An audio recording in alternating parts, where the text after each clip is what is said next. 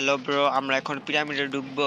পিরামিডে ঢুকতে গেলে চোখের সামনে লেখা পড়বে মিশরের পিরামিডের রাজা রানীদের মৃতদেহ, মমি, পোশাক, অলংকার রাখা রয়েছে। অসুস্থগণ সাবধান, ভিতরে ঢুকা যাক। তাহলে আমরা সুস্থই আছি। এই যে আমরা এখন ভিতরে ঢুকে পড়লাম। এই যে মমি শুয়ে আছে, ভিতরে প্রচন্ড অন্ধকার। আগে এগুলা কার্টুনে দেখতাম, আর এখন বাস্তবে দেখতেছি।